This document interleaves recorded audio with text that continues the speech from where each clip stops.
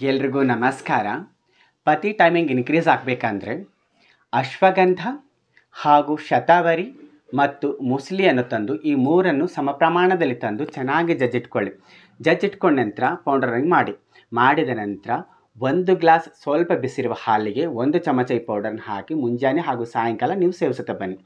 ನಂತರ 1 ಗ್ಲಾಸ್ ಸ್ವಲ್ಪ ಬಿಸಿರುವ ನೀರಿಗೆ 1 ಸ್ಪೂನ್ ಅಂದರೆ ಸಣ್ಣ ಸ್ಪೂನ್ ಶುದ್ಧವಾದ ಶಿಲಾಜೀತವನ್ನು ತಂದು ಹಿಮಾಲಯದ ಶಿಲಾಜೀತವನ್ನು ತಂದು ಚೆನ್ನಾಗಿ ಆ ಬಿಸಿ ನೀರಲ್ಲಿ ಚೆನ್ನಾಗಿ ಗ್ಲಾಸಿನಲ್ಲಿ ಮಿಶ್ರಣ ಮಾಡಿ ಮುಂಜಾನೆ ಹಾಗೂ ಸಾಯಂಕಾಲ ನೀವು ಸೇವಿಸುತ್ತಾ ಬಂದಲ್ಲಿ ನಿಮಗೆ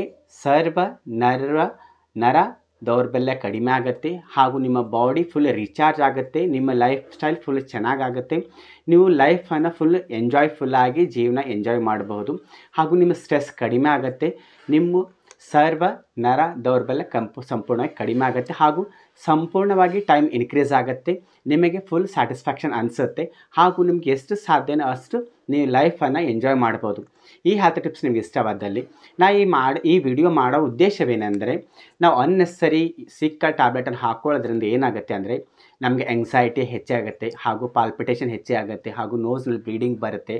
ಭಾಳಷ್ಟು ಜನ ಅಡಲ್ಟ್ ಏಜ್ನಲ್ಲಿ ಕಾರ್ಡಿಯಾಕ್ ಅರೆಸ್ಟ್ ಆಗಿ ಡೆತ್ ಆಗ್ತಾರೆ. ಇವೆಲ್ಲ ಆಗಬಾರ್ದು ಅಂತ ಉದ್ದೇಶ ಇಟ್ಕೊಂಡು ಈ ಹೆಲ್ತ್ ಟಿಪ್ಸ್ನ ಮಾಡಿದ್ದೀನಿ.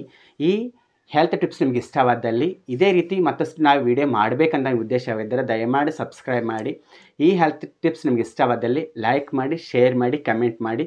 ಧನ್ಯವಾದಗಳು.